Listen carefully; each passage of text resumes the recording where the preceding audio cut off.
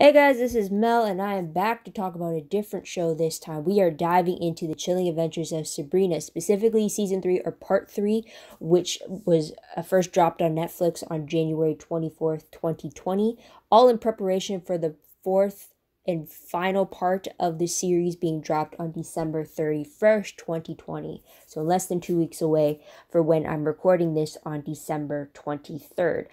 So huge spoiler alert, if you haven't seen the series or specifically part 3, please go do so first and then come back and see what I have to say about the season. Otherwise, other video reminders are up on screen, so take a moment to remind yourselves of those. Only difference usually is when I do these videos, it's usually my initial first impressions. But this is the second time, in order to do this video, I watched the season for the second time. I first watched it when the pandemic first hit back in March, when I was in between semesters for school and I had the time to binge watch the series. And that's when I first saw part 3 for the first time. So to kind of remind myself in preparation for part 4 coming out, I decided I'm going to have to watch the season anyway, so why not do a video about it, just to see if there's some lingering thoughts I had from the first time around still festering from the second time. And let me tell you, there's still some thoughts that still have not changed after months of digestion. So there's that. So a little bit different though than my usual videos. I am going to cover all 8 episodes of what they consider to be part 3. But first I'm going to talk about my timeline question. Then I'm going to mention all the different ships that I noticed in this season specifically. And then we'll dive into the episode breakdowns. Now for this, I'm going to cover it based off of what I remember about the specific episode, what the Sabrina storyline, the Auntie storyline, the Ambrose storyline, and any other side storylines that are happening. So that's 4 different points, or at least 4 different categories I noticed while doing all my notes for season 3.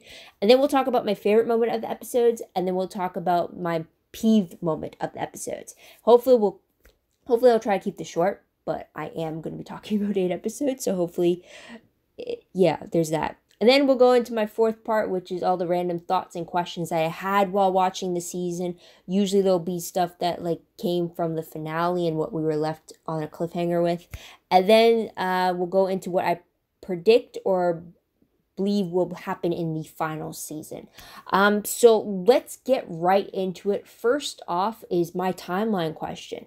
When does Chilling Adventures of Sabrina actually take place? It's something I've always wondered since part 1, but I really took note of it in part 3, trying to figure out if they actually drop any dates, to try to figure out at least where my ballpark range is, because the settings, their clothing, the lack of technology or the types of technology they have, it really screams 1960s for me. And apparently the original comics did have it set in the 60s, so I'm like, okay, I'm at least in the right ballpark range. But then some things popped up to confirm that, and some things just were like, wait a minute, this happened years after the 60s. How is that possible? Also, after realizing this, I found an article from when the series first premiered, and it said that the show is actually supposed to take place in 2014, and yet all the characters are meant to be in a 60s backdrop. And I'm thinking, why would you confuse us like this? And then I did read, I think in the same article, that what if they just had it that a spell was keeping Glendale in this 60s time loop kind of a thing, kind of similar to Once Upon a Time with what was happening with Storybrooke, and how everybody from the Enchanted Forest kind of was stuck living in the same year before Emma came along. But at least a spell to explain why they're stuck in the 60s when it's supposed to be 2014, and yet they don't have cell phones, they don't have computers, it's really old school. So it's questioning there. But I wanted to drop a few things that I picked up on while watching part 3. Maybe there's others I missed, but maybe you guys can kind of help me figure out when exactly this is meant to take place as well. Because in 304, Nutella was mentioned, and I checked, Nutella was created in 1964, so at least that kind of goes with me thinking, okay, we're mid-60s for Sabrina. And this was all before I found the article after I watched part 3. Anyways, episode 6, we had mentions of TV shows The Munsters and The Addams Family, both that aired between 1964 and 1966. So again, either Hilda and Dr. C were talking about the show as it was brand new, or as if they were rewatching. So at least has me thinking still mid-60s. And then we have Harvey saying 0 Dark 30. And either that is apparently a military reference or military slang, or he was talking about the 2012 film, which makes no sense if we're supposed to be set in the 60s. So there's that. And then episode 7, there's 3 different references. We have the song Hey Mickey, which debuted in 1981, which contradicts my 1960 setting.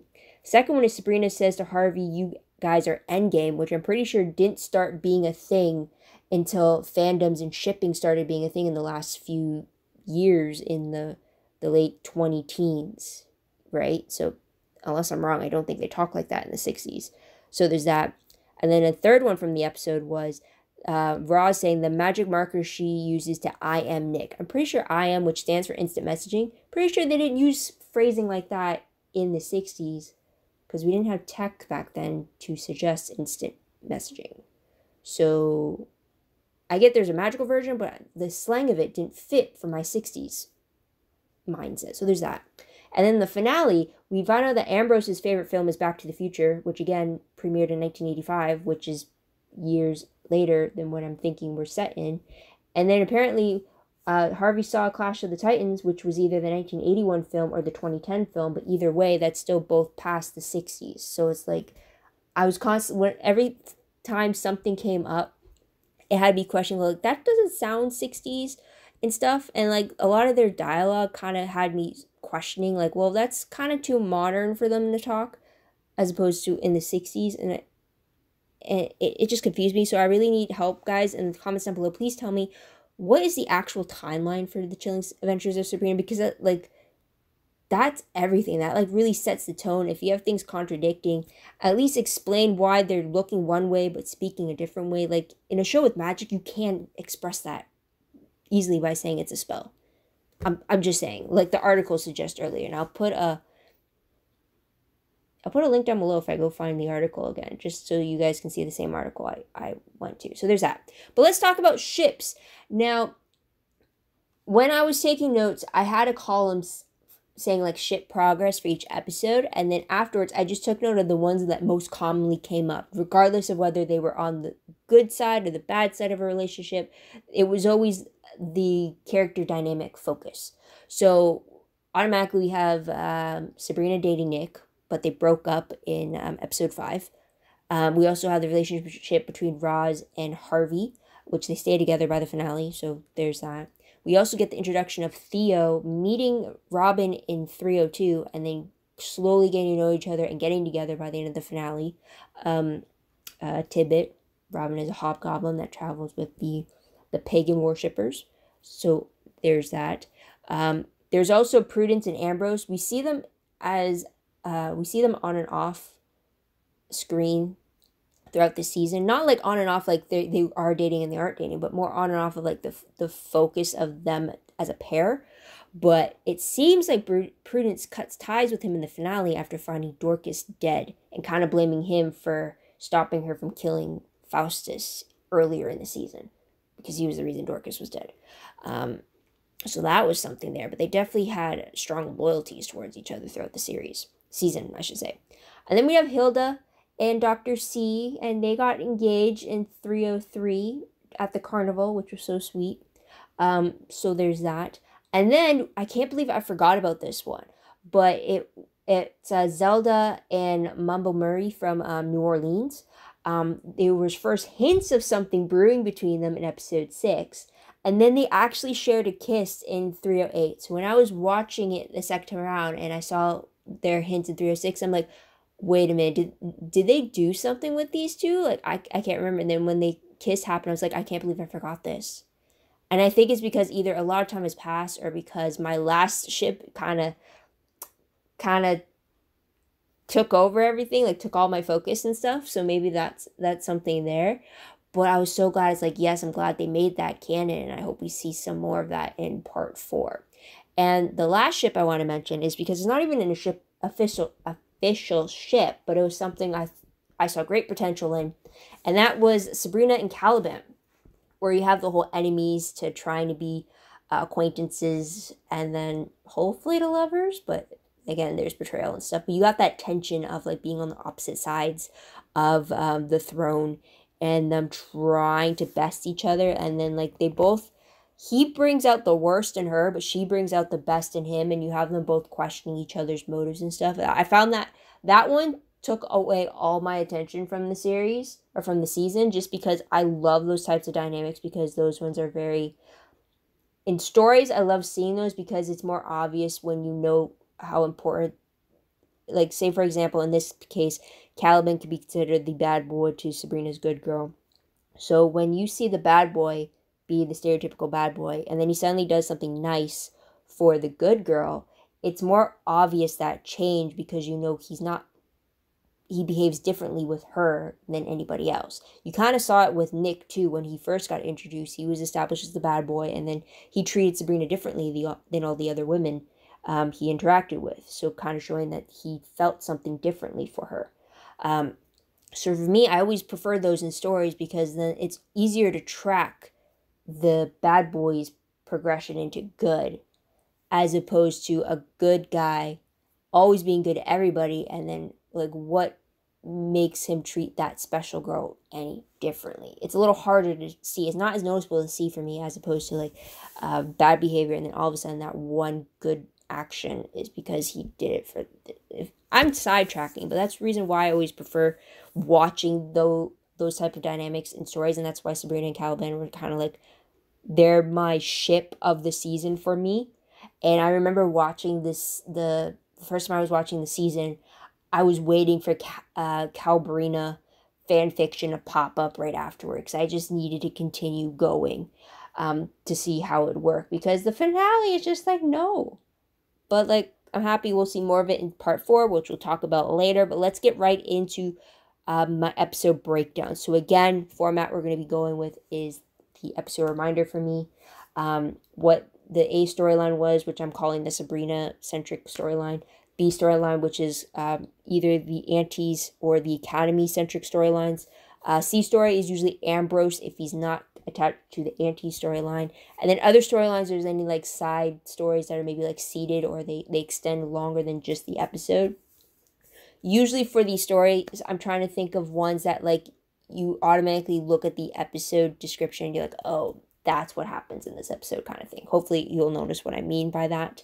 And then we'll talk about my favorites and my peeves of each episode. I try to keep it to like my top one, just so that we can go through it quick. I try to be as simplified as I can, but let's see. So right now, timer's at 12:50. Let's see how I do. So first episode, which is the Hellbound Heart. So my reminder for the episode is the fact that we actually go to hell. And this is also when we meet Caliban. It's like very simple and all that. But for Sabrina's storyline, she goes to hell to get Nick back, who is the flesh Acheron that is holding Lucifer inside of him. So he's like a vessel trying to keep the devil inside of him. But in order to do that, she promises to do a favor for Dorian, who allows her passage into hell. And then she meets Caliban, but then she gets challenged by Caliban for the throne, because he's the demon prince of hell made of clay. So we get that. With the Aunties, though, we get them reopening the academy. I think it's been a month. I think they said it was a month since the Church of Night kind of fell apart. But also, Zelda and Hilda have to deal with the council visiting, and so they have to pretend that Faustus is still in charge and not on the run, kind of a thing. So there's that. C storyline with Ambrose. This is because Ambrose and Prudence are actually trying to hunt down Father Blackwood, aka Faustus, and they're in New Orleans when they think they get the drop on him, but he ends up being a step ahead of them. But this is also where they meet Mama Murray, and she helps him track him to Scotland. And teaching them other ways of magics than the satanic ways that they have learned from the Church of Night. So there's that. So other storylines that were introduced in the episode was the whole cheerleading tryouts that Roz was suggesting to Sabrina. The fact that Harvey, Roz, and Theo are in a band together called Fright Club. So that's something there. You do see them singing as they band practice. And then we do have it established in this episode, the importance of the cosmic balance between the realms, and the fact that the old ones are arriving since there is an imbalance. So there's that. So my favorite moment of the episode, if you couldn't tell from my rant in the ship section, was Sabrina and Caliban. Not only them meeting, but their little confrontation in the throne room, where he challenged her to the throne, and she not only takes it back from Lilith, but she declares that it's her birthright to be queen, and she pretty much stands her ground. Some of it was a bit cringe, I will admit, but the tension between them, the fact that you immediately know, like, oh, they're like enemies right now. It's like, okay, I can get down for this. I'm good. So that was a favorite there, just seeing the tension, and just also seeing Sabrina taking and owning her powered position as Lucifer's daughter. Even though I have some issues on how they handle it throughout the season, in this moment, it was great to see her actually claiming the birthright that makes her different from all the other witches in the Church of Night. So there's that. Peeve moment that I had, though, it's two things.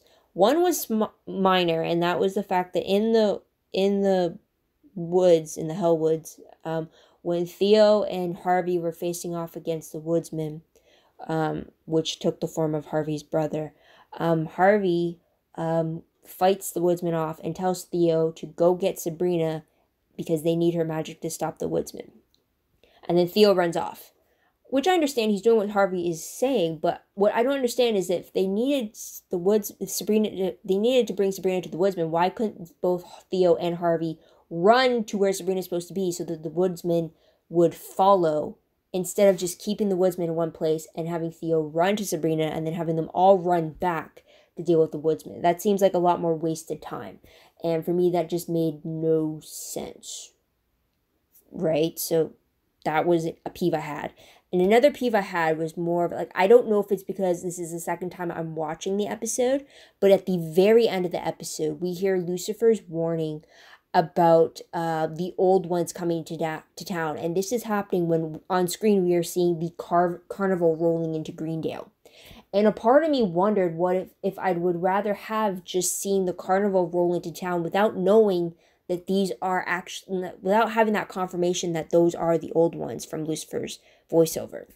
So like that was a little peeve, because I don't know if like I didn't like it because because I was rewatching it, or if I still wouldn't have liked it if it was a brand new episode for me and I'm already being told, okay, these are the bad guys, without me actually conferring it for myself. You know what I mean? So that peeve, I'm struggling if it's because it's an actual peeve or if it's because it's a rewatch peeve. If that makes sense. Hopefully. Please let me know in the comments below what you thought about my little conundrum there. So there's that. But let's move on to episode 2. So episode 2 is Drag Me to Hell. Reminder for me is the fact that the Spellman family is reunited. Ambrose is back home. Sabrina is back home from hell. And the aunties are as well. Also, this is the episode where Lucifer, who is now in the body of Faustus Blackwood, in their dialogue, they actually set up the bigger problem in the power imbalance that we are actually facing for the rest of the season 3, but also kind of set it up for what season 4 was going to deal with the void and everything, and the Yuldrich? I don't know, put it up on screen, but with this other threat, which we see in the finale, and kind of preparing it for the next. So it's very interesting how early that was set up, but that was a huge reminder there because you have that dialogue between them. Now, for Sabrina's story in this episode was Sabrina trying to find another flesh Acheron for Lucifer while he's locked in the Academy dungeons. And then by the end of the episode, they decide Faustus Blackwood when he is brought back, which I'll get into in a moment. But then while doing all this, Sabrina actually deals with the task of bringing the souls to hell when it's their time. And this is where she has to deal with Jimmy Platt, the ice cream man, who kidnapped a little girl as kind of his extension fee for his soul. So that is something there. B storyline with the aunties, we see Lucifer, while locked up in the Academy dungeon, retaliating against the Church of Night for abandoning him and deciding to pray to Lilith. So he invokes, with the limited power he has locked up, he invokes some chaos among the students and with Zelda and Hilda. So there's that.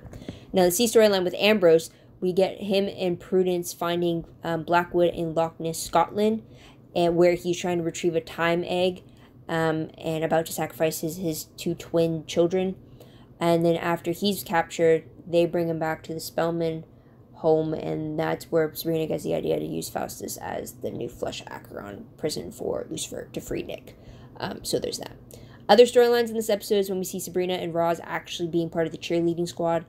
Whole episode, I believe Sabrina's in a cheerleading uniform. I think. Same with Roz too, I think. Anyways, and also this is the episode where Theo meets Robin and actually invites him to the cheer event, or the homecoming game, I think it was. So there's that. Favorite moment of this episode is the fact that we have Sabrina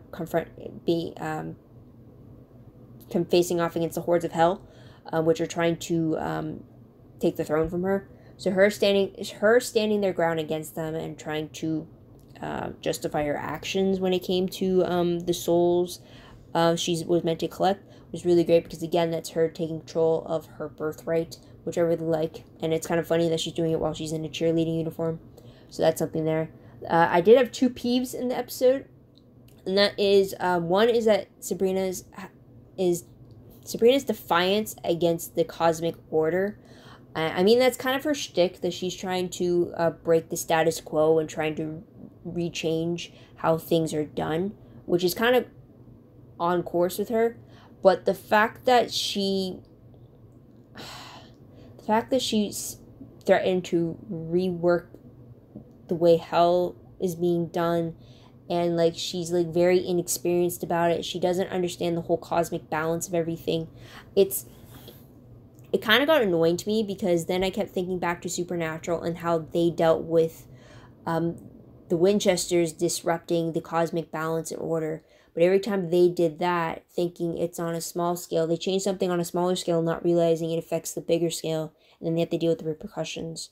So I don't know if it's because I know how Supernatural does it, and pretty much all my other fantasy-based shows, how they always disrupt the order of things and how it's handled. And maybe that's why I'm comparing it to how Sabrina does it. But when Sabrina does it, she kind of expects it all to be very, like, fast-acting changes, kind of. I don't know, when I was watching the episode, it just sit with me the wrong way. And now that I'm trying to explain it, I don't really know how to explain it. Anyone else got that issue? I don't know. But another issue I had is, again, from episode 1, but at the end of episode 2, we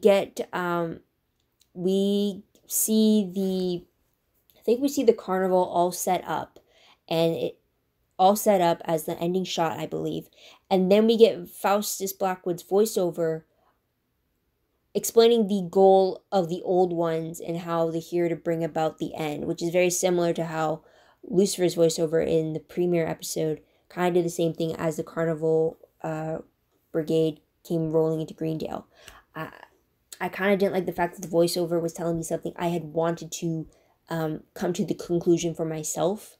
It set up the villain long before I could infer who the villain actually was, and that is something that's in the next episode, which I'll get to in a moment. But I just thought that, again, I don't know if it's because I'm rewatching it and having these thoughts, or if I don't remember if I had these thoughts when I initially watched the episode back in March.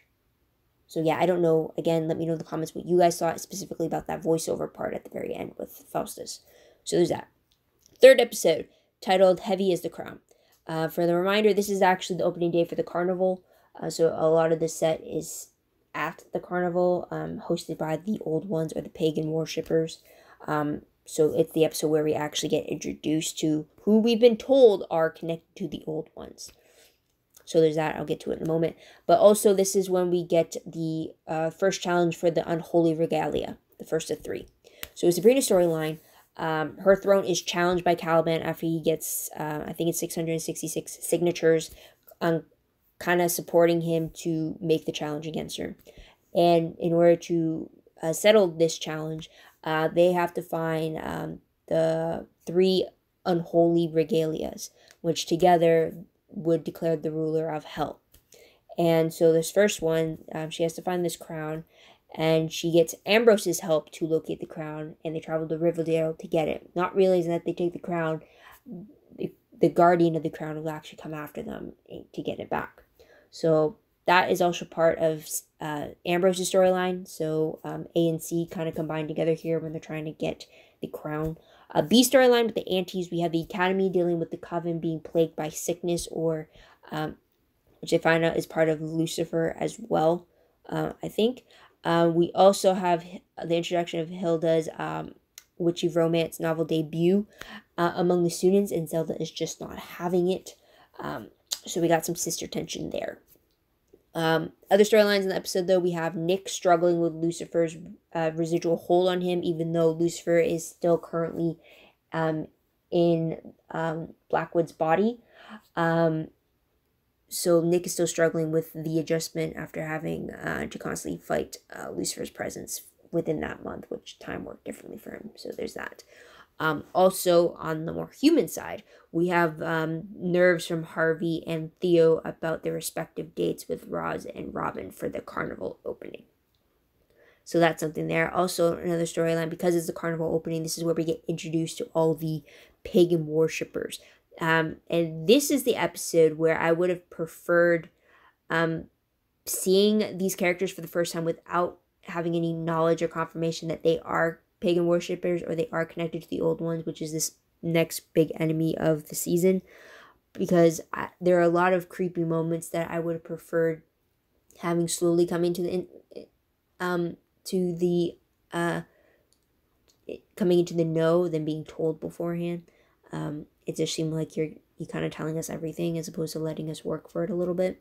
So that is something there. But the favorite moment for the episode for me was the fact that even though Caliban betrayed Sabrina and ultimately won the first trial of Unholy Regalia, my favorite moment was the fact that Nick saw the interaction between Sabrina and Caliban and then immediately knew that Caliban was going to be a new suitor for Sabrina, even though she wasn't aware of it. So the fact that he acknowledged that that was a possibility was a favorite for me, for sure.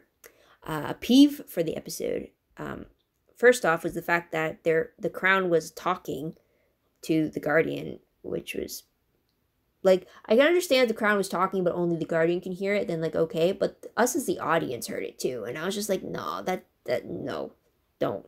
So that was a huge peeve. That was a peeve for me there. Another peeve was the fact that Ambrose actually did all the work to find the crown, the Unholy Regalia crown. I think it's Hereseed's crown. And Sabrina didn't do anything. She just followed him to get... because when you think about it, Ambrose did all the research. And then he chopped down the tree to get to the crown. He was about to research the crown before it got stolen.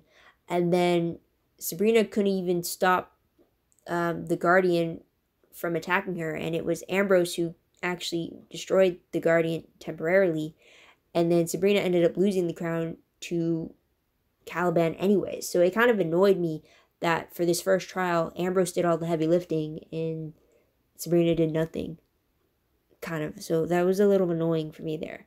And another peeve that I had was the fact that it was more of a logic thing, but like Nick tries to amputate his foot, rightfully so, because he deemed it as being a corruptive sign of Lucifer's presence within him.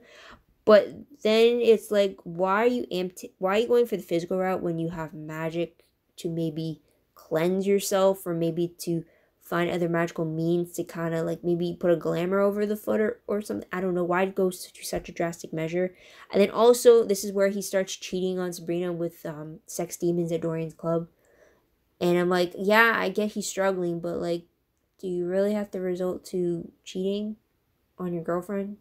It's like a lot of extremes he's starting in this episode. So it was a little peeve for me. But like, I don't know the extent of what having Lucifer tormented you could do to you, right? I expected all the heavy drinking and maybe the drug use, but like everything else is like fair game interpretation, right? So there's that. So next episode is the 4th episode, which is the Hare Moon. And this, for me, the reminder would be that we get the satanic witches of the children of Night Coven meeting the pagan witches that follow the old one. And you kind of get this, not only them being aware of each other, but them clashing with each other, and then the pagan witches pretty much giving them an ultimatum of 3 days before they attack and kind of take back what's theirs, kind of a thing. But with Sabrina's storyline, her fight for the throne is revealed to the coven, or not revealed to. Is it revealed to the coven? No, it's revealed to her aunts, and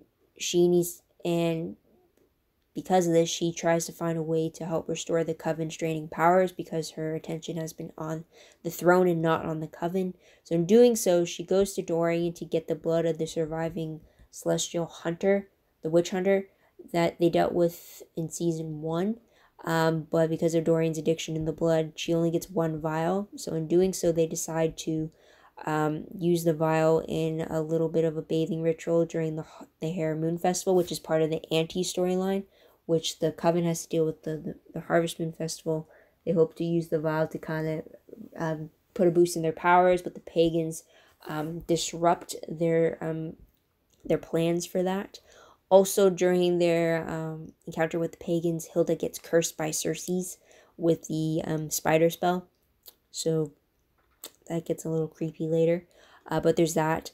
Also, this is connected to Ambrose's storyline as well. For this one, A, B, and C are kind of interconnected with each other a lot more than in the previous 3 episodes.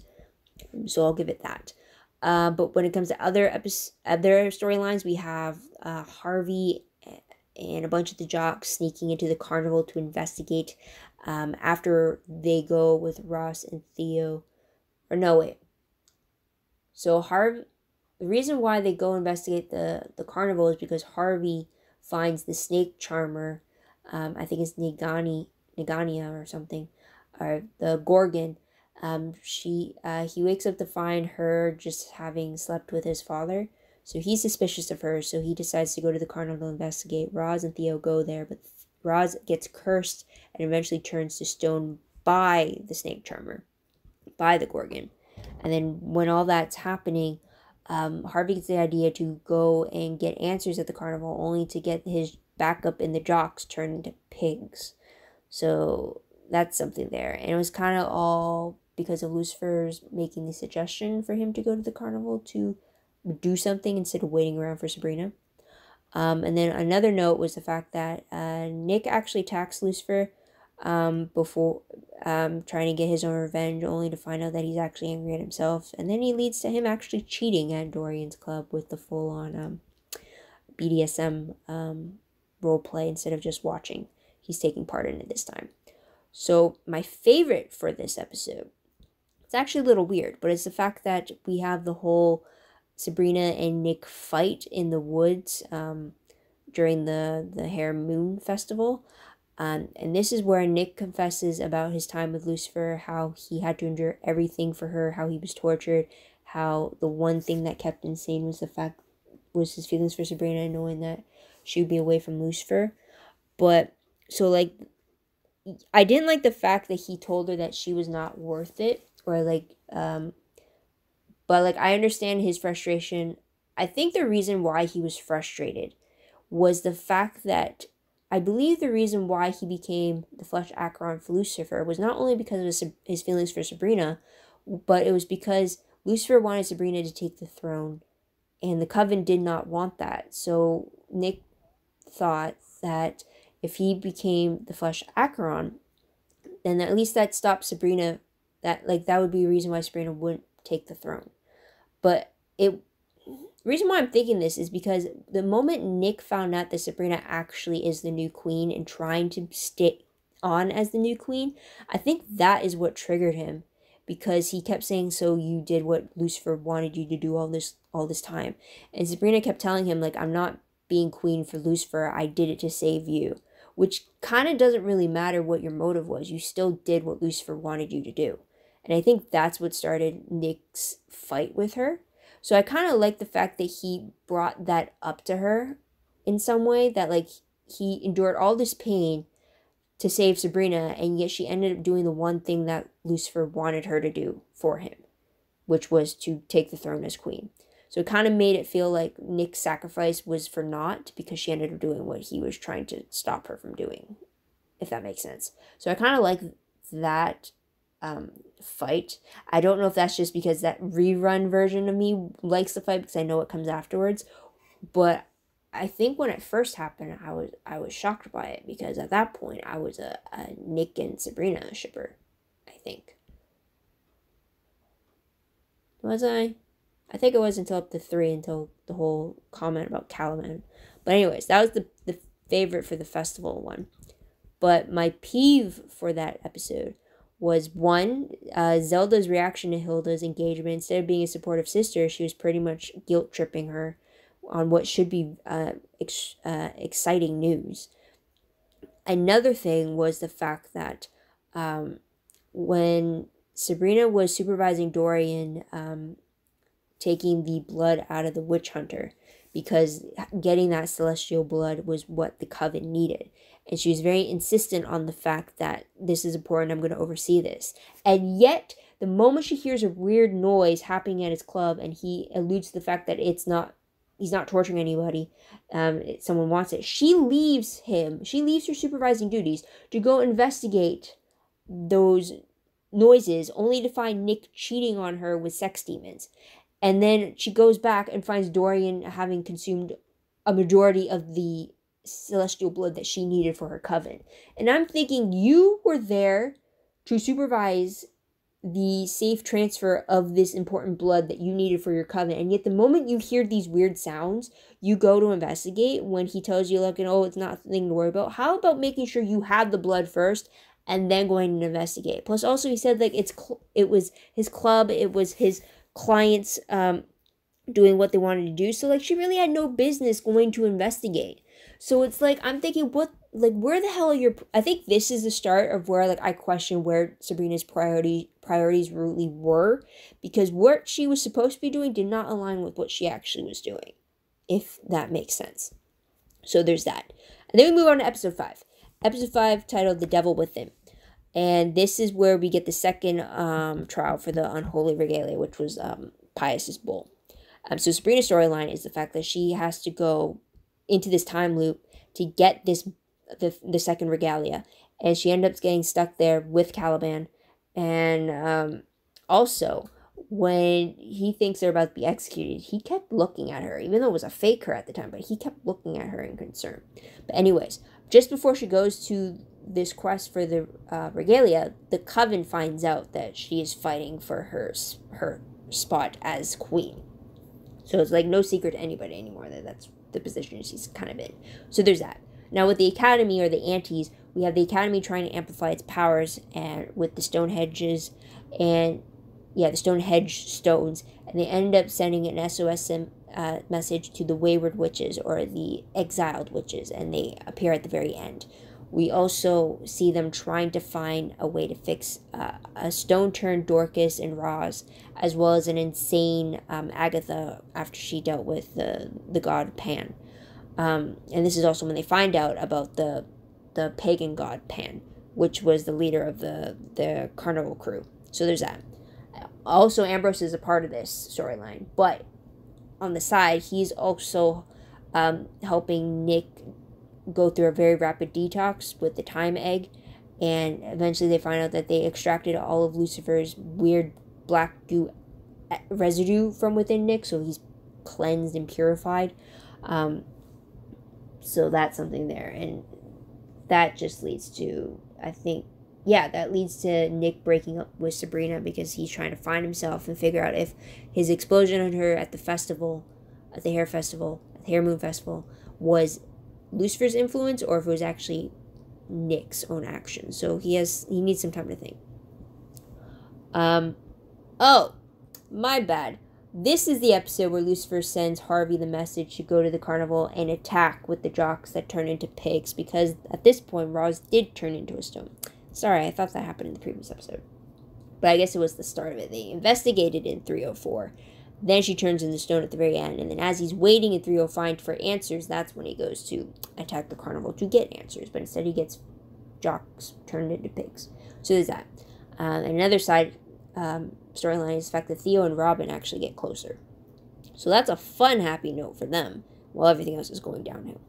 My favorite part, though, for the episode is Sabrina and Caliban when they're doing the second regalia. This trial out of the three is probably my favorite because this is the episode where we see both of them questioning each other, but then we also see Caliban actually thinking about what Sabrina pretty much calls him out for, and he offers to take the lashes. He flirts with her a little bit. He shows some concerns for her when he thinks both of them are going to die, even though he can't die because he's clay, but it looked like he was concerned for her. And then we see her actually cheating when he cheated the first time, so she's kind of like take a page out of Caliban's book and doing what she can to win, but then she also is guilty over she also feels guilty for leaving him in the time loop. So it's just like, I felt like this trial was the turning point for Sabrina and Caliban. So like that's like a huge favorite for me. So there's that. The peeve I had, though, like I said before, Sabrina's priorities are shifting a lot. So the fact that they just keep switching is kind of an irritation for me more than a peeve, so that's something. A huge thing, though, is Hilda's spider transformation. It's not a peeve because I get it story-wise that this is what has to go, but the whole transformation of it just grosses me out because, like, anytime I knew a scene of that was coming up in the episode, and it's the same thing for this whole part where she's cursed, but I could not physically watch the scenes. I had to look away. I had to look down and do something else while it was playing because it's that type of special effects that grosses me out. I don't know if it's because I watched the movie The Fly, where it had the prosthetics and stuff, and that's like the human half fly transformation is just like no, and then to see Hilda go through that, it's like I don't want to see it. So it's not really a peeve, but more of a gross out moment. So I'll leave it at that. And then we get episode 6, titled All of Them Witches, sorry. And huge reminder is the fact that we get a bunch of progression with Sabrina and Caliban. As my reminder, this is probably one of my favorite episodes. 5 and 6 it's between the two of them as my favorite episode of this season. And that's because Sabrina's story in this episode is her trying to help turn Roz back to life from being stone, and this is where Caliban offers his help, and they search for the Pygmalion spell. While also doing that, he proposes an arranged marriage between them, and you get more of a dynamic playing off of each other during all of that. Also, by the end of the episode, taking advice from Prudence, Sabrina undergoes a candle cut spell, which pretty much cuts away all of the feelings she has for Nick and Harvey. I'm assuming romantic feelings, because she's still friendly towards them later on once bridges are mended between them.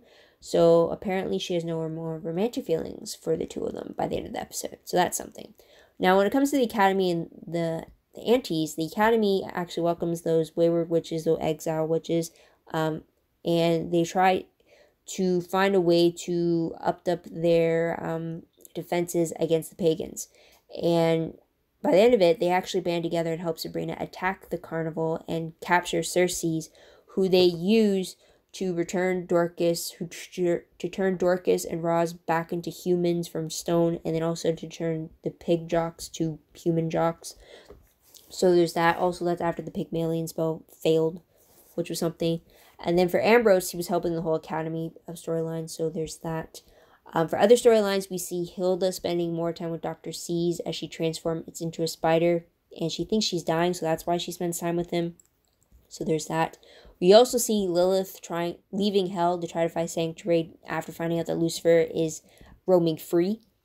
And then another one is Sabrina finds out that Robin knows the truth and told his own truth to Theo and Harvey about how he was part of the carnival gang and how he doesn't want to worship the old one and he wants to help them. So there's that. Now my favorite, if you haven't guessed already, is first off, Prudence's view on Sabrina's breakup with Nick, kind of bringing clarity. Second one is Sabrina and Caliban as a whole, We get the whole conversation between them and his arranged marriage proposal. And then the moment when Sabrina's yelling at Nick about saying like kind of like giving him a piece of her mind. Caliban's reaction to Sabrina going off on Nick was just like, yes. He's like, oh, this is interesting. I'm intrigued. I'm engaged. Let me follow my queen, kind of a thing. And I'm like, I'm here for it. Let's go, kind of a thing. Plus, also, Sabrina just taking a stand was just like amazing against Nick, who was blaming her for all of his like downfall, which rightfully so. But then at the same time, it's like a lot of things he did say were uncalled for. So there's that. A peeve, though, that I had in the episode was the fact that Sabrina and Harvey were talking about their lack of a sex life with Roz and Nick. And I'm like, you both are exes. Why are you talking about this with each other? Like, I get you're friends, but, like, there's a boundary here, people. Like, you don't do that. Right? You don't do that. So that's something there. Second, gross out factors, the fact that we get Hilda's spider transformation. I get it. Not really a story peeve, but like that's a gross out peeve. So there's that. And also the question of why can mortals do magic? I mean, why are there witches if mortals can easily do magic? Because Harvey had to perform the Pygmalion spell. Even though it got rejected, but the idea that Harvey, a mortal, was able to perform a spell is like, well, if that's the case, why do you need witches then? Like, what's the difference then? If humans can easily do a spell or also take part in the spells as well, which we've seen Sabrina's friends do from time to time throughout the season. So that's a huge question there too that really popped up. So that's something there. But now let's go into episode 7, the Judas Kiss. The only way I can say the reminder is the fact the worst case scenario you can think about for the season's climax, it happens.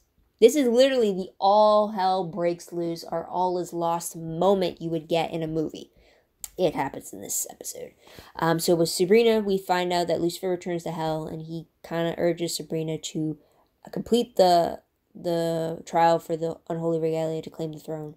And she gets pulled into finding that third piece, which is dealing with the 30 pieces of silver. And she has to go against Vlad the Impaler, the first vampire. So that's something there. But in the end, Caliban betrays Sabrina and imprisons her. Therefore, she can't help anybody else in the episode. So with the Academy, at the end of 306, Zelda actually gets shot by the real Mrs. Wardwell. So in this episode, in episode 7, she has to fight her way through limbo to get back to her body. And while doing so, she finds out how she can boost her coven's magic again. And so there's that. And with Ambrose uses the cheerleaders to help boost the coven's powers temporarily to help them fight off Faustus and his team up with the pagans as they attack the Academy. So there's all that.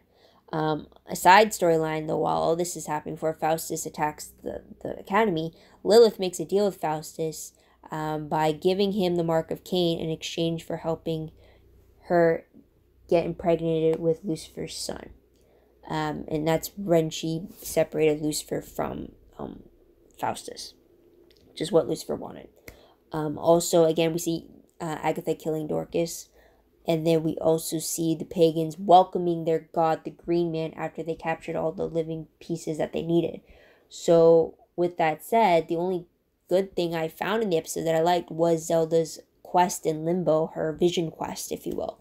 And the peeve is the fact in this episode, everybody dies. And then, like, yeah, so, like, everybody dies. Harvey got sacrificed to the Green Man. Robin was killed for being betrayed. Nick got turned to stone. Theo and Roz pretty much died while being tied up after the Green Man was resurrected. Hilda was shot by Zelda because she turned into a spider, and then Dr. Seuss was apparently killed because of a spider Hilda, and then Zelda got killed by Faustus because as she was waking up, he killed her, and then we have Agatha being killed by Prudence, and then Prudence got killed by Faustus, and then and then Caliban trapped Sabrina in a wall after he imprisoned Lucifer and Lilith in stone as well. So it's like, yeah, everybody died, and it's just like, what the hell? And so that was a huge peeve. The fact that also that this happened in the second to last episode of the season, that was a peeve in itself. Because then it also is like you went to the most extreme because you know in the finale you had to fix it.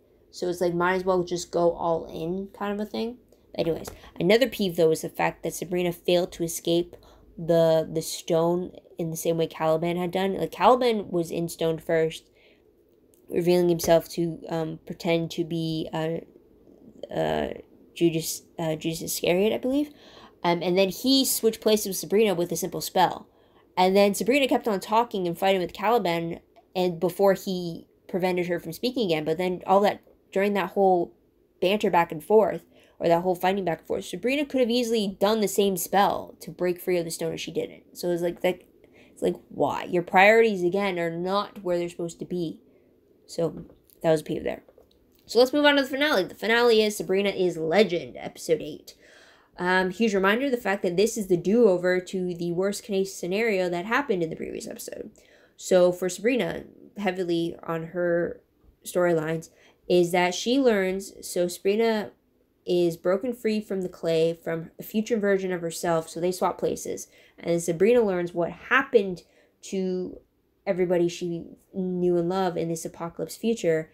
And then she finds Ambrose, who's been alone for so long, and they work to find a way to get Sabrina back in time before the before the pagans took over. And once Sabrina returns, she saves Zelda and her friends and the Coven from the pagans, from Faustus. And so she does that, and eventually she also beats Caliban, keeping him encased in stone instead of being trapped herself. So while that's happening, though, we go to the Antes. So once everybody is saved, Zelda leads the ritual to Hecate, Hecate, to help them resurrect Hilda. So now they're instead of worshiping Lucifer and Lilith, they're now going to worship Hecate. And then after that, and with their new powers, or their new boost in power, everybody battles against the pagans. We have the main three, Pan, Circes, and Nigani, or the Gorgon, all being killed. And I'm assuming all the other pagan worshippers got killed, but they definitely gave the order to run them out of town. And then with Ambrose's storyline, we have Prudence ending things with him after finding Dorcas still dead due to Agatha. So Sabrina wasn't able to go back in time far enough to save Dorcas. And then Ambrose also realizes just at the end that Sabrina created a time paradox when she was able to know things that happened before they even happened, kind of thing, which is how she was able to save her friends, her family, and her coven. So there's that.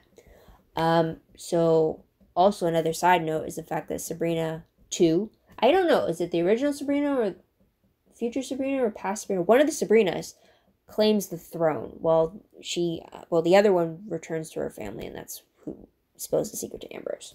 So there's that. So, one favorite I had for the finale is Zelda's pledge to Hecate, the triple goddess, and the whole speech and the whole show of unity that they had while trying to bring Hilda back. That was pretty cool. The peeve that I have such a huge peeve. And then the fact that there are two Sabrinas. Why did they not merge? I still do not understand it. Because for me, if you haven't watched any of my other recaps, you know that I am a huge stickler for time travel and time travel rules. I mean, if you don't establish it properly, I'm not going to follow it. And I'm always going to, because there's so many different interpretations of time travel. So I always think that no matter which series does it, you have to establish how your universe is going to portray time travel. And then once you do that, you have to stick with those rules. So like with The Flash, they did that, but then I always have an issue when they deviate or they contradict themselves when it comes to that. With Sabrina, they did not establish any laws when it comes to time traveling. They just said that it was possible. Like people like Faustus Blackwood in episode 302 explained that he was in a time pocket for 15 years, which allowed for his twin babies at the end of season 2 to grow up to be teenagers. Also, Sabrina was able to use the time egg to go back in time to save everybody. They explained why the Ninth Circle of Hell, where Sabrina was in prison, why that was in its own time pocket as well. But the fact, like, I don't understand, because Sabrina was in a time loop. She was meant to go back and so after she saved her friend, she was meant to go back and switch places with the Sabrina that was entombed to continue the time loop. But she doesn't do that. Instead, she stops herself before she gets trapped in the stone. So in doing so, you eliminated the reason why you needed the time loop to begin with. So why didn't Sabrina from the future merge with the Sabrina she just saved? How could there still be two? So that was a huge, like, I can understand if, like, I'm usually all for doppelgangers. Like, if it's because of a spell, then yes, I'm all for it. Then there's an explanation as to why both of them could exist. But if there's two versions of a character because of time travel, the actions of one will always affect the actions of the other.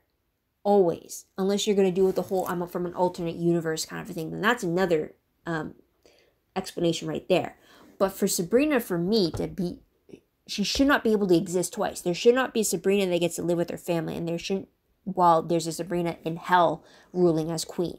That makes no sense to me. And that's why and that one reason alone is why I do not like the finale at all one bit. I kept shouting, like, literally when Ambrose was freaking out after realizing that Sabrina created a time paradox, Ambrose was literally my voice piece. I'm like, exactly. How could this be possible? And he's like freaking out over, it's like, you just broke the balances like this. And then she's like, no, this, like, there's nothing to worry about. Like, don't worry. I got it handled. It's like, you're 16. You barely know the rules of the cosmic balance. And you think you having two versions of you is not disrupting that balance? I mean, come on, please.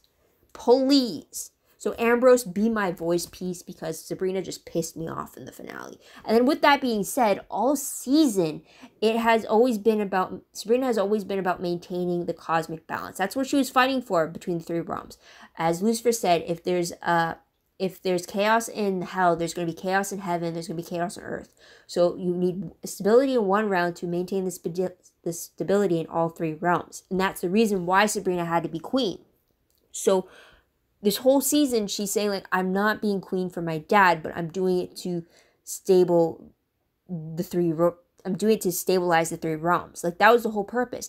But yet, she creates a time paradox just so that she can be a Spellman and a Morningstar instead of having to pick between the two. And I'm like, you just annihilated your whole purpose of trying to maintain a balance by creating a bigger unbalance. And I'm like, girl, what the hell? And I'm like, I want to strangle her. And then it's just like, no, I can't. I got frustrated all over again when it came down to episode 7 and episode 8. Because here's the thing. I think I would have preferred it. Okay, so episode 7, when everybody dies, you know that, okay, episode 8, she has to go back in time. She has to do it and fix it all over again. Because otherwise, how can there be a final season? Like, how could you have a show continue if you killed off everybody that Sabrina ever loved and cared for? It's like, no. So their big mistake and their big giveaway was the fact that they killed everybody. Yes, it's a whole doomsday scenario, but I'm like, no, I'm not here for that. The thing I would have loved, though, is the fact that they did everything, like, they very close to the apocalypse, and it's like the 11th hour. You're about to lose, and then you make that one move that kind of like changes the game, and it starts putting the good guys in the advantage. And so you might lose some people, but like that's sacrifice in great battle.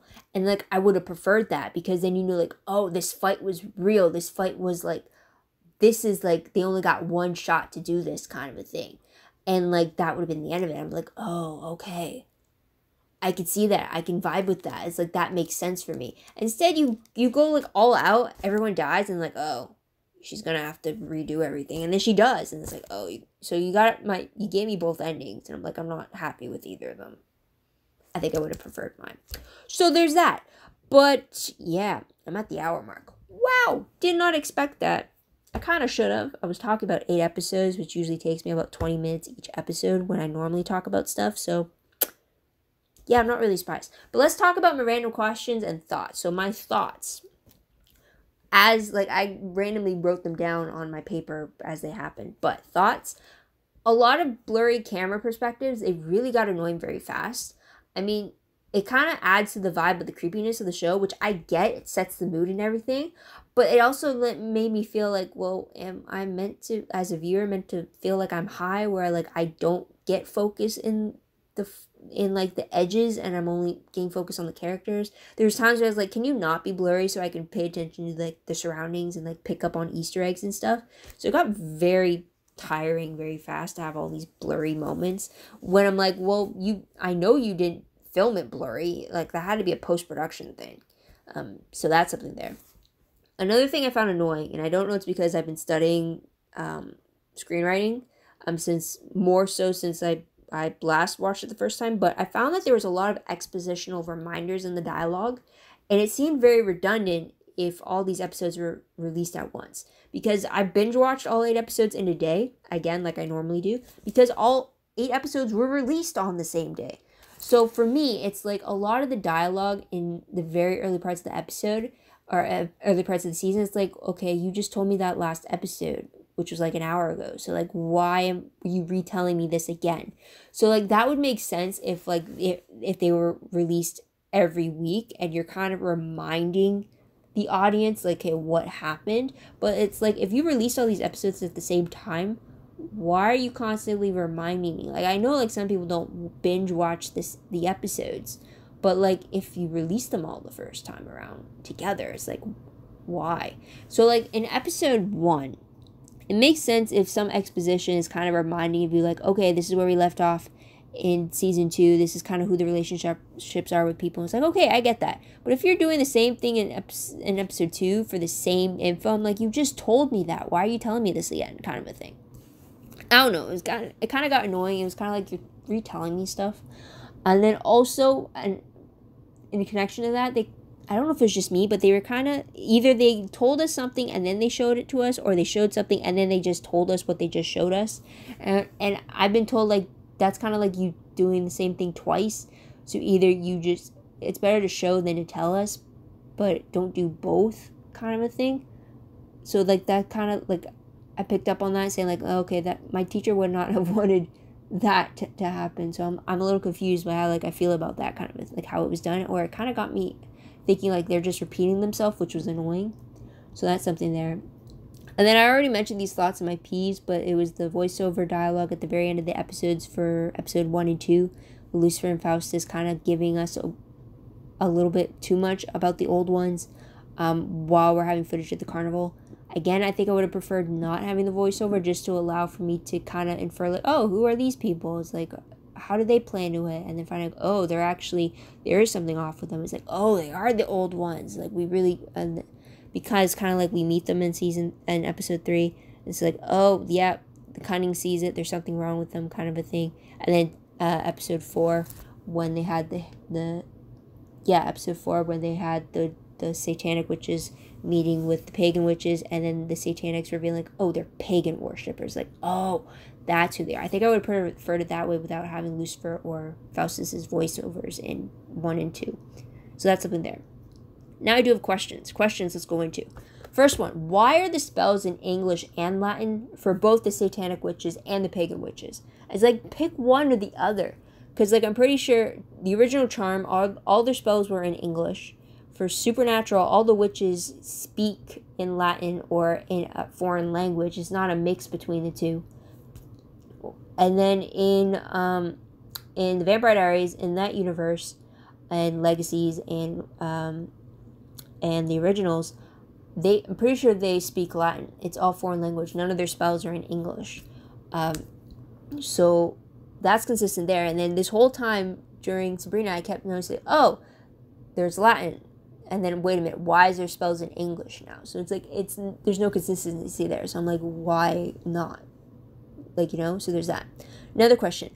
Why does Sabrina not have her own magic if she's Lucifer's daughter? I mean, her encounter with Vlad the Impaler proved that her blood was celestial. And Lilith said that Lucifer's power to other witches came from him and his celestial blood. So why would Sabrina's own power be diminishing like the rest of the coven if she has celestial blood? That's what I don't get. Because her powers were waning because of the coven, but the coven worships Lucifer. And in my head, Sabrina, whether she worships Lucifer or not, should still have powers because she's Lucifer's daughter. She has her own power within her blood. Like, you know what I mean? So that's a question there. Next question. In the finale, how does Sabrina have more power than before if she was not the future Sabrina? So we have Sabrina being replaced by her future self so that she now has to walk in this apocalypse world and figure out what happened and try to go back in time. But before she finds out what happened, she faces off against the 3 guardians of the unholy regalia, and she claims that she has more power than she ever has before. I don't understand why, because A, she's not the future Sabrina, and the only power boost she had was with the, what power boost did she have? It was the power boost with the exiled witches briefly, with the cheerleaders, and that was it. It's not enough to claim that she's more powerful than before. But, like, again, that kind of contradicts, so, like, Sabrina as Lucifer's daughter, wouldn't she still have her powers not draining because she is a power source herself? Kind of, even though she's deluded because she's half human. That made no sense at all when it happened. So there's that. Another question. In the finale, how has it been decades when Ambrose and Faustus look the same for Sabrina? How do they not age? Because I can understand Sabrina not aging because she was in a time pocket in the ninth circle. Ninth circle of hell, plus she was trapped in clay this whole time. But wouldn't Ambrose and Faustus look decades older than when she last saw them? Like, how? I don't get it.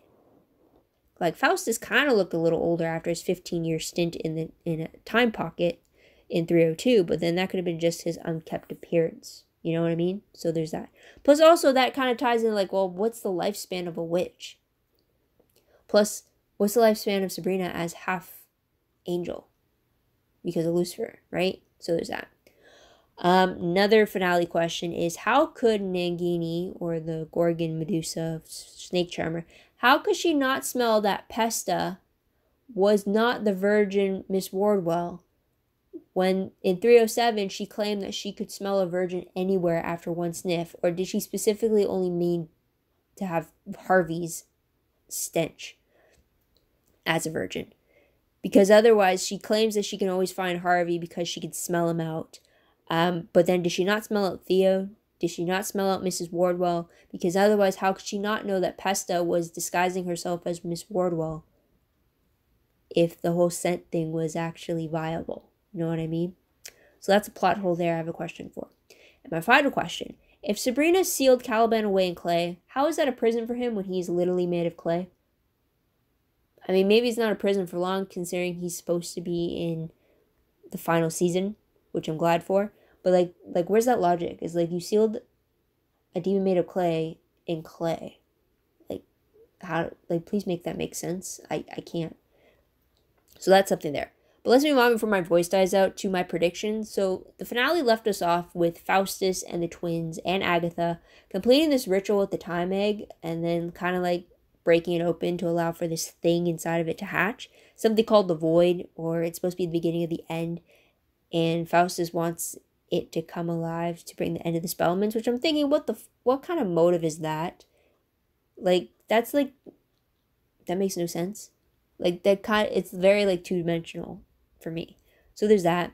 Plus we also are seeing more of the cosmic balance being in jeopardy because of the time paradox with two Sabrinas, plus also what this void is meant to bring. So it looks like we're going to be dealing with that in the final season, which is only 8 episodes. So I'll be banging those out in a day. Actually, the original plan is I was going to bang those out in the day. But if I'm going to do a recording after every 2 episodes, it might take me a little bit longer than a day. A little bit longer than my usual 8 hours for it. So I have to plan for that. But that's going to be exciting. I watched the trailer for the last season. It was very quick. But all I know is just the fact that Caliban was back. It's all I care about at this moment, because I need Sabrina and Caliban to be an actual option. I need progress. Plus also Nick was a student at Baxter High. I'm like, why? And then he called them Endgame, and I'm like, no. So there's that. Plus also I want Ambrose and Prudence to be back together. Plus I'm wondering if Dorcas is actually dead. Like, is she like dead, or is she going to be brought back to life through magic in the past, because we can't have the weird sisters be like separated, you know. Plus, I want more with Zelda and Mama Murray, and then hopefully we'll get the wedding of Hilda and Dr. C's, hopefully. So that's my fingers crossed though for there though. But guys, what did you guys think of part 3? What did you guys like about it? What were your own peeves about it? Please let me know in the comments down below. Love to hear your own thoughts, theories, and opinions about that. The finale still pisses me off so much. But I really want to know if I'm alone in that or not. So please let me know. Also, don't forget to like this video, subscribe to my channel, check my other videos if you haven't done so already. If you want, check out my Tumblr page. Link for that is down below. I read blog, promos, web clips, quotes, gifs, synopses, news, all the good stuff. All found in one place. Go check that out. As well. So there's that. WordPress as well. Link for that is down below. Anything I post online is connected to WordPress. A little more organized, a little more detailed, but still a work in progress. I think I just started doing Chilling Adventures of Sabrina. Not probably as in depth, but maybe I should start. But yeah, the links are going to be linked down below. Plus, also, as I mentioned before, a heads up, I do plan to do my usual episode recaps for the final 8 episodes of the series. I'm thinking of doing every 2 because with my patience, I don't think I could delay not binge watching all of them all in one go. So maybe if I can do it with watching 2 and then recording and then watching the next 2 and then do a recording and then maybe edit them all together. I don't know yet. But I do want to do actual recap videos for it. So if you guys are interested in that, please let me know in the comments down below. Also just put on the notification bell because I don't know to what extent or how quickly those will be posted as well. So at least notification to be aware of when they do come out. But otherwise, I'm going to leave it at that. My throat is killing me now after talking for over an hour straight.